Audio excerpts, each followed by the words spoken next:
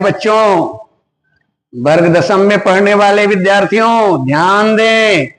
अब ये दो प्रश्न आपको हमने दिया है संस्कृत से, जो परीक्षा उपयोगी है। परीक्षा में इससे प्रश्न रह सकता है। अब देखो हरि ही और यहाँ पर रिक्त स्थान है और अधिसेते दिया हुआ है। यहाँ हरि रिक्त स्थान है, सेते दिया गया है। अब देखो अधिसेते अगर रहेगा तो हम क्या भरें, और सेते रहेगा तब हम क्या भरें।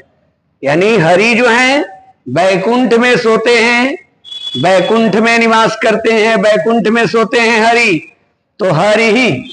अब ये हरि ही बैकुंठम अधिसेते, यहां जो होगा बैकुंठम होगा। यहां पर क्या होगा, बैकुंठम। क्यों?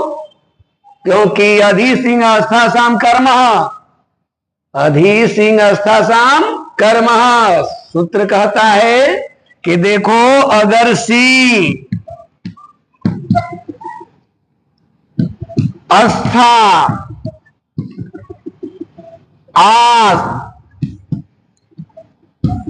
धातु अगर है और इसके पहले अगर अधि उपसर्ग लग गया, सिंह अस्था और आस धातुओं के पहले अगर अधि उपसर्ग लग गया तो जो आधार होता है वो कर्म हो जाता है।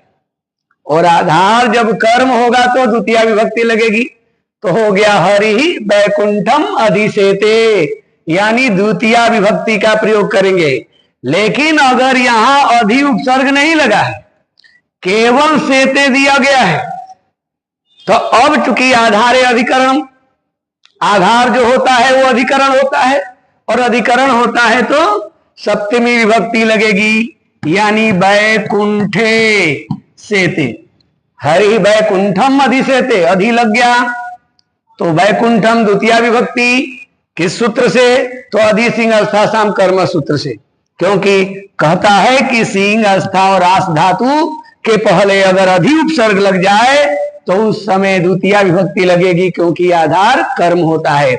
लेकिन अगर अधि नहीं लगा है तो हम सामान्यतः जानते हैं कि जो आधार है यानी जो अधिकरण होता है, आधार क्या होता है, अधिकरण, आधारे अधिकरणम, और अधिकरण होगा तो सप्तमी लगता है, तो हरि ही बैकुंठे सेते हुआ।